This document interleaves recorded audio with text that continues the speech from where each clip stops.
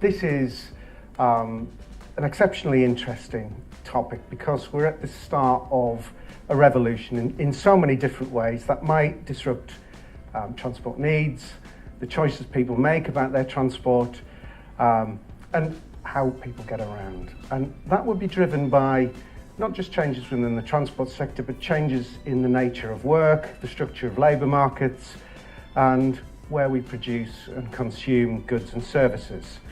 So one of the key trends that we looked at within Connecting the Country is the sort of electrification and autonomous vehicles kind of agenda. There's quite a lot of work going on within our innovation team, engaging with that agenda, working with the individual sort of developers of that technology to think through what the impact of that is on the road, and enabling some of the sort of testing of those to enable that to happen. Many of the markets that we as First serve, and I know I can talk for the other principal operators here in the southwest, are growing year on year.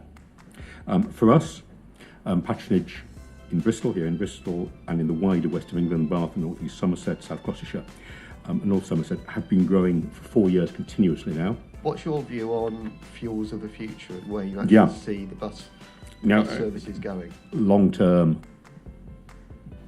electric has got to come into play in big style.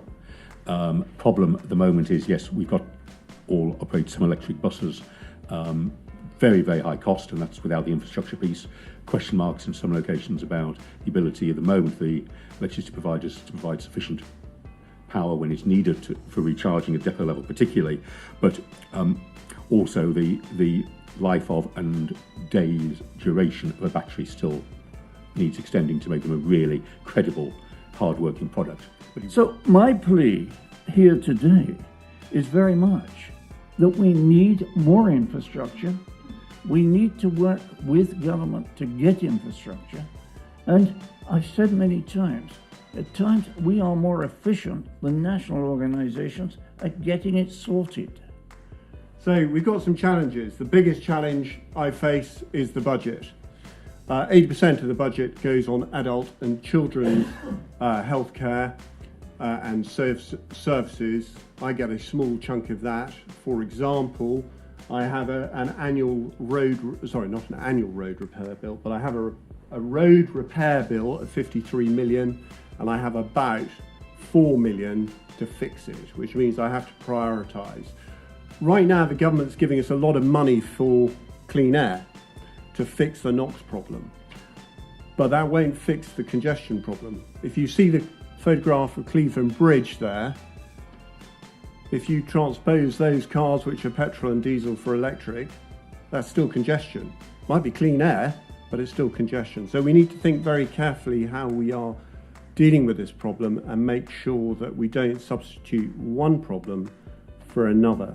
Today we talked about the future challenges for transport in the southwest, the way that things will change with different vehicle types. And I think what's really interesting for me is in the southwest we get a real wide variety of both rural and urban contexts. And what I've heard today is that we're all grappling with the very same sorts of basic same problems, but in different ways. And actually getting industry and government together to work on these issues has got to be good for everybody. I found today's event very useful, and the Transport Knowledge Hub as a whole is very helpful as a way of sharing a good practice. It's always useful to get away to an event like this where you hear from a variety of people, and I'm certainly going to go back and have a look at the Transport Hub website and see what I can take from it.